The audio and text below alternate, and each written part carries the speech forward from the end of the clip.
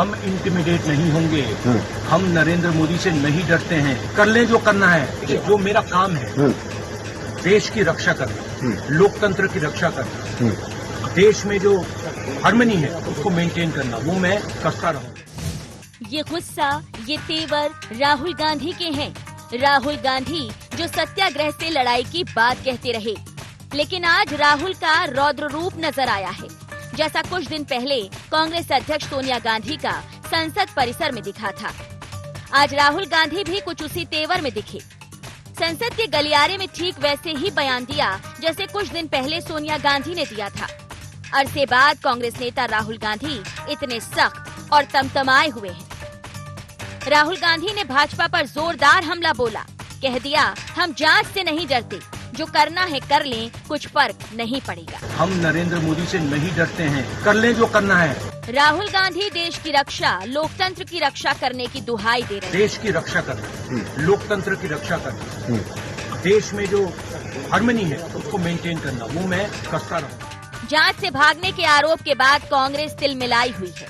लगातार हो रही जांच और आरोपों के बाद से कांग्रेस का आक्रोश कई बार सड़कों पर प्रदर्शन के रूप में फूटा, लेकिन भाजपा बार बार होने वाले प्रदर्शन और जांच के बाद कहती नजर आई, अगर सब सही तो आक्रोश क्यों, गलत किया तो कार्रवाई होगी। नेशनल हेराल्ड पर जो कार्रवाई हो रही है, विधि सम्मत कार्रवाई हो रही है, उससे वो इतने बौखला गए हैं कि कुछ भी आरोप लगाते रहते हैं। असंतुलित से हो गए हमारे मित्र और कुछ भी बातें कर रहे हैं। भाजपा कांग्रेस पर तो कांग्रेस भाजपा पर हमलावर है, लेकिन देखना होगा कि जांच में सच सामने आने पर कार्रवाई होगी या फिर कांग्रेस और मुखर। Bureau report, IND 24।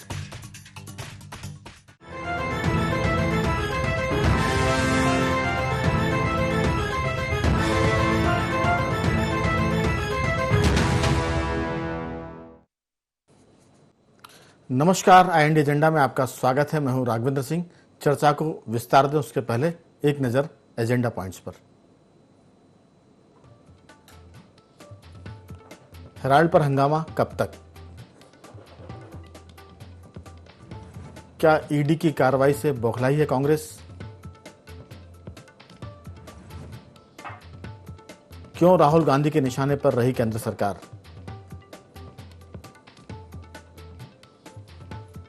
क्या हेराल्ड मामले में कांग्रेस को बैकफुट पर धकेला है? तो बहुत सारे मुद्दे पिछले कुछ महीने से नेशनल हेराल्ड और कांग्रेस लगता है एक दूसरे के लिए लाल कपड़ा साबित हो रहे हैं।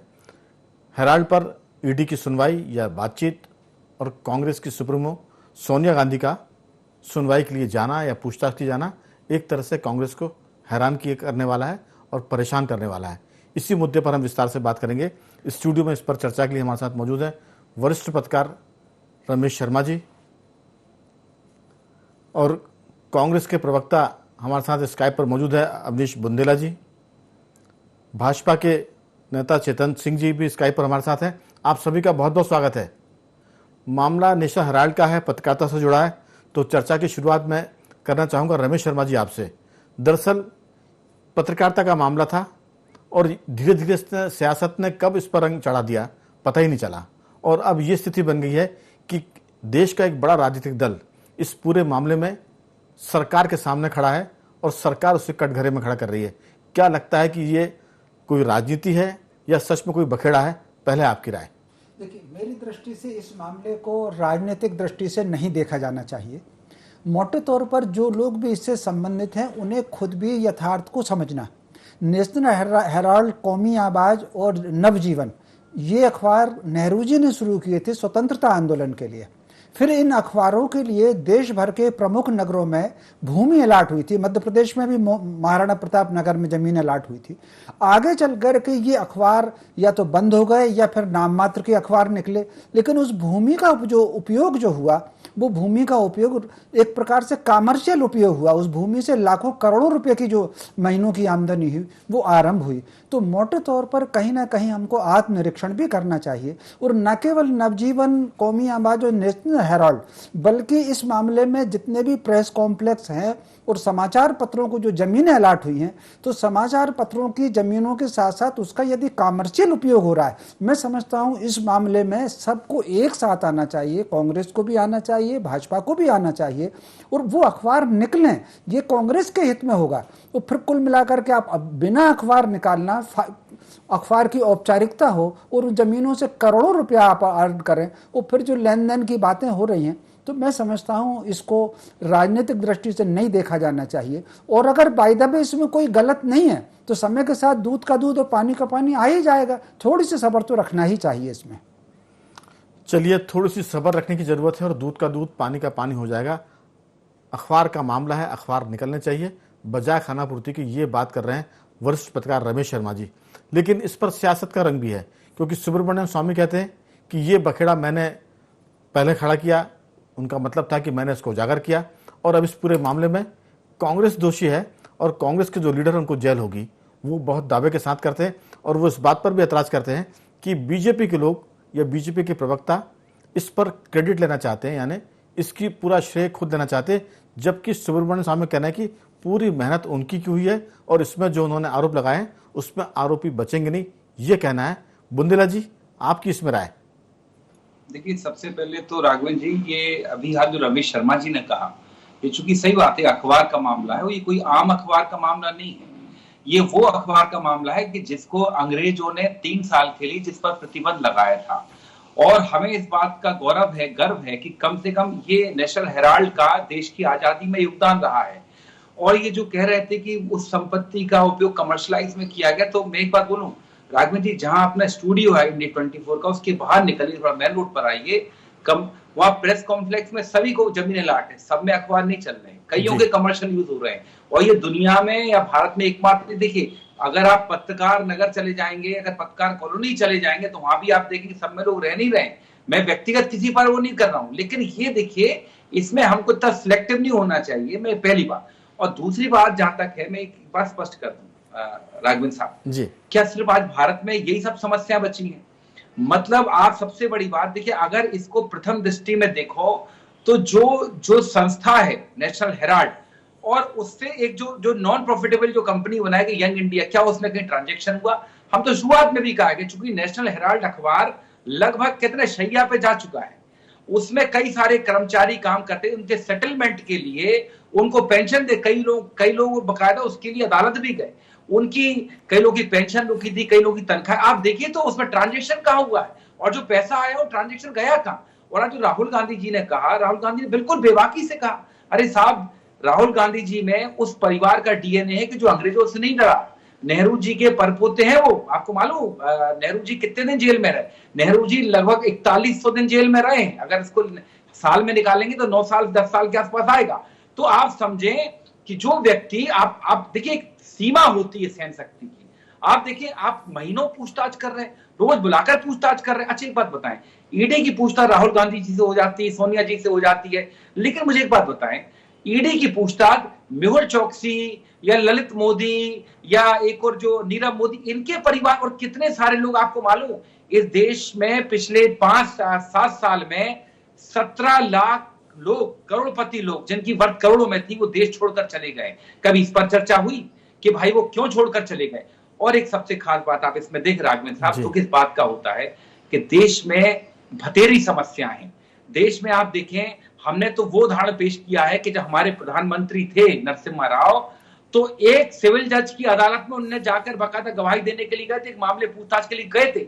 हमने तो इतनी ट्रांसपेरेंसी रखी न्यायिक व्यवस्था में, हमने इतनी ट्रांसपेरेंसी रखी कि आपने आरोप लगाया, एक वो झूठे लाल थे अन्ना हजारे साहब, वो झूठा प्रोपेगेंडा लेके आए, केजरीवाल भी साहब थे उसमें, कई सारे भाजपा के नेता भी थे, आपने प्रोपेगेंडा बनाए। उसके आधार पर आप देखिए, हमने आदर्श सोसाइटी घोटाले में कितने मुख्यमंत्री हो गए इस्तीफे लिए, 3 के। आज लगभग आपकी सरकार है, आप कार्रवाई कर पाए? नहीं कर पाए, 8 साल से ऊपर हो गए। आप देखें, हमने 2G 3G जो भी आए, हमने मंत्रियों के कुल मिला के अगर आप देखें, 7 केंद्रीय मंत्रियों के इस्तीफे लिए।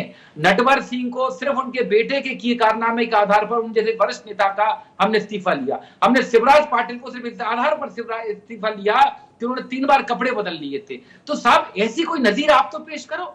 आपके समय में केंद्रीय मंत्री टैनी मिश्रा का बेटा लोगों पर गाड़ियां चढ़ा देता है, आपकी तो कोई कार्रवाई नहीं होती, क्योंकि आपके नेता खुद कहते हैं कि यूपीए नहीं है, एनडीए में इस्तीफे नहीं होते। तो हम साहब ये कहते हैं न्याय कैसे होगा? आप ये बताएं कि ईडी का जो भूत है ये कभी मतलब आप समझे, कभी एमआईएम ओवैसी क्या क्यों नहीं जाता, कभी कई सारे नेता उनके क्यों नहीं जाता? मतलब आप समझे, कम से कम मेहुल चौकसी इनके परिवार के लोगों से पूछताछ हो जाती, इनसे जुड़े लोगों से, ललित मोदी, सुष्मिता सेन से ही पूछताछ कर लेते कि साहब आप उससे शादी करने जा रही हैं जिसने इस देश का 4000 करोड़ का गबन किया है। तो ये उनसे आप कभी पूछताछ नहीं करेंगे। राहुल जी से पूछताछ करेंगे, सोनिया जी से करेंगे। साहब एक सहन शक्ति की सीमा होती है, मैं वही कह रहा हूं। आज ने कहा और सच बात है, जब हम अंग्रेजों से नहीं डरे तो मोदी जी से हम क्या डरेंगे? करवाइए जितनी पूछताछ करनी। हम तो कहते हैं फांसी पर चढ़ा दीजिए मोदी जी, इससे ज्यादा कुछ नहीं होगा। चलिए चेतन जी, मामला बहुत आर पार का है, आप फांसी पर चढ़ा दीजिए, डरने वाले नहीं हैं। इसके पहले हमने बाइट सुनवाई थी, राहुल गांधी कह रहे थे कि नरेंद्र मोदी जी मैं आपसे डरने वाला नहीं हूं, लोकतंत्र की और देश की रक्षा के लिए हमेशा लड़ता रहूंगा। और शुरुआत में सुन लिया आपने बुंदेला जी को, उन्होंने कहा कि ये वो कांग्रेस है जो अंग्रेजों से लड़ी, ये वो नेशनल हेराल्ड है जिस पर अंग्रेजों ने भी उसको हफ्ते भर कितने दिन बंद कर दिया था। तो अब ये स्थितियां हैं, 3 महीने 3 साल बंद कर दिया था पार्लियामेंट में जी। दिग्विजय सिंह साहब ने भी माननीय गृह मंत्री अमित शाह जी से कहा था कि मैं आपसे डरता नहीं हूं, तब माननीय गृह मंत्री जी ने कहा था कि गलती नहीं करोगे तो मुझसे डरने की जरूरत थोड़ी ना है। मैं देश का गृह मंत्री हूं, सबका, आपका भी गृह मंत्री मैं। अगर राहुल जी कह रहे हैं कि मैं मोदी जी आपसे डरने वाला नहीं, अगर कानून का उल्लंघन नहीं किया तो डरने की जरूरत भी नहीं है ना। क्यों डरना भाई? देश के प्रधानमंत्री से, देश के गृह मंत्री से डरने के लिए क्या ये हमारे लोकतंत्र में, क्या हमारे लोकतंत्र में ये सिखाया जाता है कि गैर कानूनी काम करने वाला खुले घूमे और अच्छे काम करने वाला जेल में जाए? अगर आप कह रहे हो मैंने अच्छा काम किया तो आप क्यों डरते हो? और जहां तक मेरे मित्र कह रहे हैं और कांग्रेस सारी कह रही है कि बहुत सारी चीजें हैं देश में, बहुत सारी समस्याएं हैं, बहुत सारी समस्याएं हैं, तो मतलब आप गलती कर रहे हैं तो आपको छोड़ दिया जाए। अरे आपको और आप जैसे लोगों को तो इस देश में एक रोल मॉडल के रूप में प्रस्तुत होना चाहिए कि नहीं हम बिल्कुल पाक और साफ हैं, हमारे नापाक इरादे नहीं है। हो सकता है कहीं त्रुटियां तो बताइए, हम उसमें मदद करने को तैयार है। और जिस प्रकार से आदरणीय रमेश शर्मा जी भाई साहब ने कहा, ये तो सरकार की कानूनन बाध्यता है कि इस तरह से अगर आप जमीन लोगे, इस तरह से उपयोग करोगे तो ठीक है, नहीं तो आपकी लीज कैंसिल कर दी जाएगी। और नेशनल हेराल्ड तो राघवन जी आप उठा करके देखिए कि कितना बड़ा नेशनल हेराल्ड हो गया है। हेराल्ड छोड़ दो, हेराल्ड हो गया, इतनी संपत्ति, करोड़ों में किराया, अरबों की प्रॉपर्टी। ये तो देश की शुचिता का मामला है, इससे कौन इनकार कर रहा है कि नहीं आपके परिवार के लोगों ने बलिदान नहीं दिया? बलिदान देने का तात्पर्य थोड़ी ना कोई 50,000 करोड़ की संपत्ति तुम डकार जाओ, ये क्या? लेकिन चेतन जी, आप उनका कहना ये भी है कि कमर्शियल इस्तेमाल कई अखबार संस्थान कर रहे हैं, बहुत से न्यूज़पेपर के संस्थान हैं, उन पर कार्रवाई क्यों नहीं हो रही? मैं एक इसको बहुत सामान्य सा उदाहरण देना चाहता हूं। चौराहे पर पुलिस खड़ी होती है और वो कभी कभी ट्रैफिक के चलते चालान करती है 2 व्हीलर्स का, तो बचाव में आदमी बोलता है कि साहब मुझको तो पकड़ लिया, ये 4 निकल के क्यों नहीं पकड़ रहा है? तो सीधी सी बात है कि अगर नेशनल हेराल्ड पर कार्रवाई हो रही है तो बाकी पर आप क्यों नहीं कर रहे हैं? क्यों सिर्फ उसी पर फोकस है? ये कहना है बुंदेला जी का। मैं समझ रहा हूं, सब पर होने चाहिए। और अभी रमेश जी भाई साहब ने यही तो कहा कि अगर कोई भी करता है तो इस तरह की कार्रवाई सब पर होना चाहिए। और ये तो एक शुचिता का मामला है कि अखबार तो वो है जिसमें लोकतंत्र के खंभे टिके हुए हैं, और अगर अखबार के लोग गड़बड़ियां कर रहे हैं, गलतियां कर रहे हैं, तो ये तो इस देश में बहुत ही चिंता का विषय हो सकता है। मुझे लगता है कि जिस प्रकार की चर्चा आज हो रही है, अगर ये आप भी राघवन जी जो आपने उदाहरण दिया, तो वो ट्रैफिक वाला ये नहीं कहता कि अच्छा उन पे मैंने तो सहज ये कहा कि कई लोग कर रहे हैं, उन पर भी होनी चाहिए कार्रवाई। मैं बुंदेला जी आऊंगा, आपके पास आऊंगा जी। कार्रवाई उन पर भी होना चाहिए, इसको लेकर के कहीं कोई संशय नहीं है, कार्रवाई उन पर भी होना चाहिए। लेकिन मेरा कहना है कि आज जब सारे देश में छापे पड़ रहे हैं, सारी जगह कार्रवाई चल रही है, तो आपको इतना ज्यादा हैरान परेशान होने की आवश्यकता नहीं है। और मुझे लगता है कि आपको तो एक सुचिता का उदाहरण इस देश में प्रस्तुत करना चाहिए कि नहीं, मेरा परिवार किसी भी जांच के लिए तैयार है, दूध का दूध पानी का पानी हो जाएगा। देश के कानून और संविधान में आपकी आस्था होना चाहिए, ये देश और देश के लिए भी जरूरी है। चलिए मैं लौटूंगा। रमेश शर्मा जी, बुंदेला जी ने कहा कि हम ऐसी पार्टी के लोग हैं जिन्होंने अंग्रेजों से संघर्ष किया और वो आए यहाँ तक कि पीवी नरसिम्हा राव तक कोर्ट में गए, पेशी माने गवाही देने के तैयार थे। तो राजनीति में अपनी जगह है, लेकिन अगर आप टारगेट करेंगे सिर्फ एक दल को या एक किसी दो लीडर को, तो उन्होंने कहा कि अब सब्र का बांध टूट रहा है, अब ज्यादा बर्दाश्त करने की स्थिति नहीं है, सड़कों पर भी उतरने की कांग्रेस बात कर रही है। आपकी राय क्या, ये मामला वाकई इतना उलझा हुआ और पेचीदगी भरा है कि इसमें किसी को इसका सिरा नहीं मिल रहा? क्योंकि सुब्रमण्यम स्वामी ने कहा है कि मैंने जो दस्तावेज दिए हैं, जो सबूत दिए, उसमें जो भी आरोपी हैं वो बचने वाले नहीं हैं, उनको आजीवन कारावास, इस तरह की वो बातें कर रहे हैं। मैं दोहराता हूं इस बात को, वो भाजपा पर आरोप लगाते हैं कि मैं भले ही बीजेपी का हूं, लेकिन पूरे मामले की मेहनत मैंने की है और श्रेय भाजपा के प्रवक्ता लूटते हैं। ये उनका कहना यह है कि पूरा श्रेय सुब्रमण्यम स्वामी के खाते में जाना चाहिए, क्योंकि सारी मेहनत इस पूरे मामले को सामने लाने की सुब्रमण्यम स्वामी की है। बाकी जांच जो चल रही है उस पर बहुत सारी बातें बुंदेला जी ने की है, आपकी उस पर क्या राय है? देखिए, कुल मिलाकर के ये सारा का सारा मामला, ये तीन अलग अलग बातें हुई जी। पहली बात तो इसमें कोई शक नहीं कि कांग्रेस का स्वतंत्रता आंदोलन में योगदान अतुलनीय योगदान है, नेहरू परिवार का योगदान अतुलनीय योगदान है, इसमें तो कोई संशय है नहीं। नेशनल हेराल्ड, नवजीवन और कौमी आवाज, उर्दू का कौमी आवाज, हिंदी का नवजीवन, अंग्रेजी का नेशनल हेराल्ड, इनकी भूमिका भी निर्विवाद है। लेकिन ये सारी की सारी चीजें हैं 1947 के पहले की। उसके बाद जो जमीन अलाट हुई हैं, जैसे मध्य प्रदेश में भोपाल में 1 लाख रुपए एकड़, MP नगर में जमीन अलाट हुई है। अब यहाँ जो उनका प्लाट था उस पर 2 शॉपिंग कॉम्प्लेक्स खड़े हुए हैं। तो निश्चित रूप से, जो मैंने पहले भी कहा कि कई समाचार पत्रों ने उसका कॉमर्शियल उपयोग किया है, लेकिन यहाँ ये जो मामला आया है नेशनल हेराल्ड का, दिल्ली का जो मामला आया है, इसमें जमीन के कॉमर्शियल उपयोग करने के साथ साथ इन वो जो संस्था बनी है, उस संस्था में जो पैसे का लेन देन हुआ है, ईडी ने उस पैसे के लेन देन पर सारी कार्रवाई शुरू की है। और ये कार्रवाई कोर्ट के आदेश से हो रही है। और ये आदेश मोदी के प्रधानमंत्री बनने से पहले इसके बाद की शुरुआत हो गई थी। तो ये ठीक है कि उस वक्त कुछ ठंडे बस्ते में पड़ी हुई थी, अब कुल मिलाकर के तेज हो गई। तो ये सारी की सारी 2 अलग अलग बातें हैं, कॉमर्शियल उपयोग और उसके बाद कुछ पैसे का जो लेन देन है, जो संदिग्ध है। तो अगर वो संदिग्ध है और उसको संदिग्ध बनाया जा रहा है तो जांच के बाद वो क्लियर हो जाएगा। एक बात, जहां तक ईडी का मामला है, मोदी जी का तो छोड़ दीजिए, मोदी जी से पहले मनमोहन जी की जब सरकार थी तो खेल मंत्री जेल गया है इसी की कार्रवाई पर। एक सांसद थी दक्षिण भारत की, मुझे नाम याद आ गया, कनिमोझी, मंत्री का नाम याद नहीं आ रहा, वो जेल गई है। खुद नरेंद्र मोदी जब मुख्यमंत्री थे, एज ए मुख्यमंत्री उन्होंने, ईडी ने बुलाया था तो दिन भर उनसे पूछताछ हुई थी, वो भोजन तक नरेंद्र मोदी ने नहीं किया था। तो कुल मिलाकर के ये ईडी संस्था, जब ये मोदी सरकार नहीं थी तब भी ये ईडी संस्था सख्ती से कार्रवाई करती थी और उसकी कार्रवाइयों से मंत्री, केंद्रीय मंत्री भी जेल गए हैं, सांसद भी जेल गए। तो कुल मिलाकर के अगर वो कार्रवाई कर रही है, इसको पॉलिटिकल टर्न देने की आवश्यकता नहीं है। रमेश, इसमें एक बात है, मनी लॉन्ड्रिंग की बात हो रही है।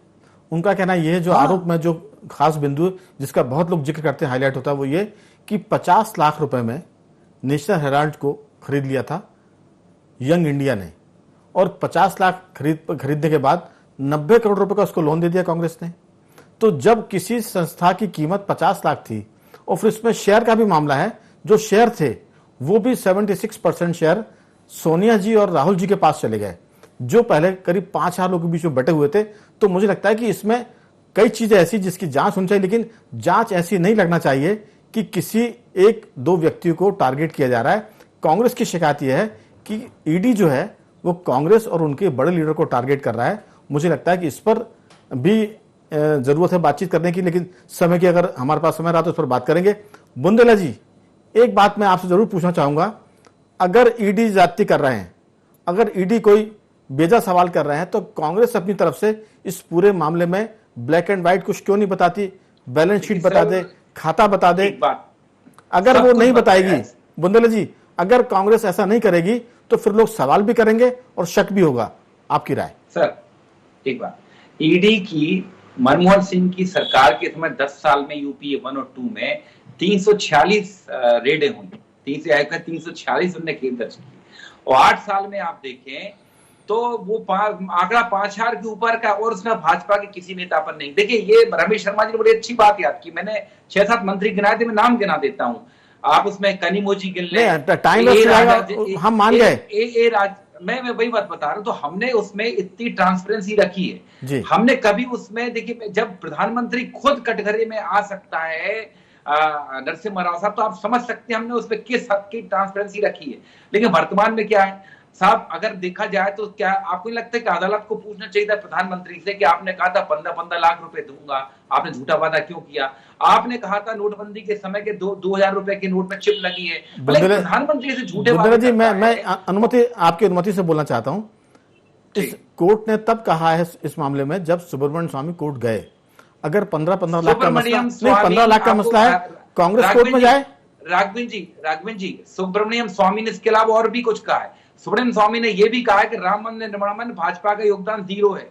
उन्होंने राजीव गांधी जी का जिक्र किया, उन्होंने कांग्रेस का जिक्र किया। ये भी बताइए, सुब्रमण्यम स्वामी ने नरेंद्र मोदी जी के बारे में भी कई सारी आपत्तिजनक बातें कही हैं। तो अगर सुब्रमण्यम स्वामी की बात का अगर आप कोट करेंगे तो सुब्रमण्यम स्वामी तो देखा जाए तो इस देश की राजनीति के ऐसे कैरेक्टर हैं कि उनकी अगर आप बात करेंगे तो कभी कुछ भी कह सकते हैं। ना, उनका जिक्र तो इसलिए कर रहे हैं क्योंकि वो इस पूरे मामले में केंद्रीय भूमिका में है, उनकी वजह से ये चर्चा हो रही है।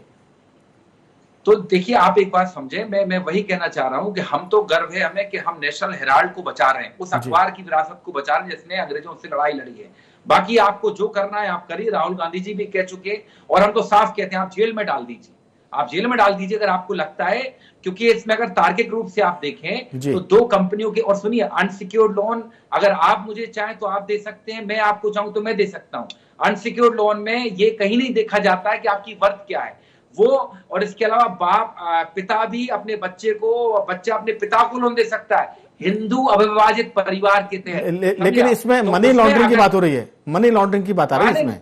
मनी लॉन्ड्रिंग बाद में आता है। मनी लॉन्ड्रिंग वहीं से तो स्टार्ट होता है। अगर आप उसको कहेंगे कि आपने लोन दिया, कहां से आपके पास पैसा है, सवाल 50 हैं। यही सवाल अच्छा होता कि मेहुल चौकसी के परिजनों से पूछा जाता, यही सवाल ललित मोदी से पूछा जाता, नीरव मोदी से पूछा जो बैंक को लूट कर भागे हैं, यही सवाल उस पर पूछना चाहिए था कि आप पीएसयू निरंतर बेच क्यों रहे हैं। यही सवाल यहाँ के ठेकेदारों से करना चाहिए था कि आप सड़कें बनाते 2 घंटे की बारिश में वो सड़कें धुल क्यों जाती हैं, उनसे सवाल नहीं होता। चलिए चेतन जी, क्या इस पर मैं आपत्ति नहीं ले सकता कि उस पर सवाल क्यों नहीं होता है? बिल्कुल नहीं, आपकी आपत्ति सही है। मैंने तो पहले ही कहा कि अगर किसी को पुलिस पकड़ती है तो लोग कहते हैं कि भाई हमें तो पकड़ लिया आपने, वो 4 बिना हेलमेट के द्वारा क्यों नहीं पकड़ रहे हैं? देखिए, मेरा कहना ये, मैंने आम भाषा में, मैंने सिर्फ एक आम भाषा में बताने की कोशिश की। मैंने एक एग्जाम्पल कोट किया था कि अपने स्टूडियो के बाहर भी कई, देखिए क्या होता है, लीज जब होती है तो 99 साल की लीज होती है, तो उसमें आप उसमें भी जाकर पता करें कि उसमें लैंड यूज होता है। कई सारी लीज जो होती है वो आती लो डेंसिटी में, कई सारी लीज होती है वो कृषि। जब एमपी नगर में लीज है तो आप समझ सकते हैं उसका लैंड यूज कृषि तो रहा नहीं होगा, उसका लैंड यूज या तो आवासीय भी नहीं होगा, क्योंकि वो तो ऑलरेडी वो क्षेत्र जो है वो व्यवसायिक क्षेत्र हो चुका है। तो उसका देखिए बात समझे, मैं ये नहीं कह रहा हूं कि उन पर कार्रवाई क्यों नहीं हो रही है। मैं ध्यान आकर्षित करना चाहूँ, रमेश शर्मा जी ने जो बात कही थी मैं उनका ध्यान आकर्षित किया है कि साहब पहली ऐसी प्रॉपर्टी नहीं है जिसका जो यूज हो रहा है कमर्शियल। देश में बतेरी प्रॉपर्टियां ऐसी हैं जो पत्रकारों के लाट हुई। बिल्कुल, बातों का दोहराव हो रहा, समय की कमी है, बातों का रिपीटेशन हम बचेंगे। चेतन जी, इतने सारे मुद्दे हैं, आप सिर्फ 2 लोगों के पीछे क्यों रटले के पड़े हुए हैं? बहुत सारी बातें गिनवा दी है बुंदेला जी ने, आपकी नीयत में खोट लगता है, आप जबरदस्ती टारगेट कर रहे हैं कांग्रेस को, बाकी को आप क्यों छोड़ रहे हैं? ललित मोदी की बात कर रहा है वो, नीरव मोदी की बात कर रहा है वो, उन्होंने कुछ नाम भूल गए हैं, वो माल्या की बात भी हो सकती है उसमें, और दूसरे लोग हैं। क्या वजह है कि आप कांग्रेस को टारगेट कर रहे हैं? राघवन जी, ललित मोदी की, नीरव की, जिसकी भी बात करें, इसका मतलब आपकी चोरी छोड़ दी जाए, ऐसा चाहते हैं? इसमें खिलफनामा की आपको सब कानून से आप परे हो, क्योंकि देश की आजादी में आपके परिवार का बहुत बड़ा योगदान रहा है। देखिए, देश में सारे कांग्रेस के नेता जी, राघवन जी, देश में सारे कांग्रेस के नेता ईडी से परेशान और प्रदेश में बीडी से परेशान है। क्यों? दोनों एक्टिव बहुत हैं और दोनों अपने अपने फोरम पे जिस हिसाब से एक्टिव है, तो मुझे लगता है कि अब कांग्रेस को उसमें कोई आसार नहीं लग रहा कि हमारा आने वाला फ्यूचर अभी 10 साल कुछ होगा। मुझे लगता है कि कांग्रेस को साफ तौर पर, जैसे राहुल जी ने कहा, हमको वेलकम करना चाहिए कि अगर किसी प्रकार का हम पर आरोप है, अगर हमें चोर तो आप हमको गिरफ्तार करिए, ये साहस लाना चाहिए। और अगर मेरे मत से मैं तो कह रहा हूं, आपके यहाँ तो वकीलों की वो फौज है जो सीजीआई बनने की काबिलियत रखते हैं, और अगर ऐसे वकील होने के बाद भी अगर ईडी झूठ को सच और सच को झूठ कर रही हो, और अगर आप सुप्रीम कोर्ट में खड़े नहीं हो पाओ, तो ये प्रश्न चिन्ह सरकार पर नहीं है, ये प्रश्न चिन्ह आपकी उस फौज पर है जिसको इस दिन के लिए आप लोगों ने तैयार करके खड़ा किया। देश संविधान से चलता है, कानून संविधान से चलता है, और जब संविधान का हनन होता, कानून का हनन होता, तो सुप्रीम कोर्ट के दरवाजे अवनीश जी सबके लिए खुले हैं। और जो लोग गलत कार्रवाई करेंगे ये उनको भी पता है कि आज ठीक है, कल क्या होगा, ये तो आप भी समझ रहे हैं ना। तो ये गलत कार्रवाई कोई नहीं करने वाला है। इसी ईडी ने माननीय प्रधानमंत्री जी को 3 बार बुलाया, इसी एसआईटी की जांच ने माननीय प्रधानमंत्री जी को लगातार दिल्ली में ला करके खड़ा किया है। चेतन जी, मुद्दों का दोहरा हो रहा है। चेतन जी, समय की कमी है, कुछ रिएक्शन देना चाह रहे हैं बुंदेला जी? बहुत 30 सेकंड में, ज्यादा वक्त नहीं। सर छोटी सी बात, बीडी को निपटाने के लिए तो शिवराज जी काफी हैं, पहले भी कई निपटे हैं, राकेश सिंह और एक आपके झा साहब, जिनको निपटाने की सूचना थी ना, वो तो पोखरण से भी खतरनाक थी। तो बीडी को निपटाने के लिए शिवराज जी बहुत है, चेतन भाई हमें आवश्यकता नहीं है। जी रमेश शर्मा जी, आपकी इस पर अंतिम टिप्पणी, जो कुछ बुंदेला जी और चेतन जी ने कहा है कि अगर आपको लगता है कि आप साफ हैं तो फिर जांच से डरने की जरूरत नहीं है। निश्चित रूप से ये बात सही है कि अगर हम साफ हैं तो हमको किसी भी जांच से डरने की आवश्यकता नहीं है। डर हमेशा गलत होता है, उसको डर होता है। और फिर कांग्रेस को भी चाहिए आगे बढ़ करके सारे के सारे कागज जो है पब्लिक डोमेन में ले दें। अगर पैसे का लेन देन हुआ है तो वो क्यों हुआ है, उसके जायज कारण है वो जनता को बता दें, बात खत्म हो गई। चलिए, कुल मिलाकर ये कि नेशनल हेराल्ड का जो हंगामा है वो अभी लंबा चलेगा।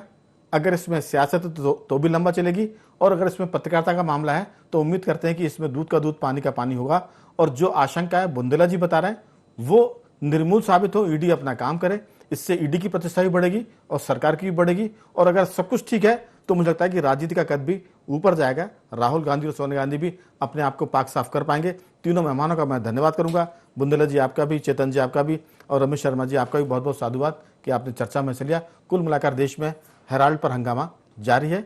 एजेंडा में आज सिर्फ इतना ही, कल किसी और मुद्दे पर बात करेंगे। तब तक बने रहिए हमारे साथ और देखते रहिए INDU 24।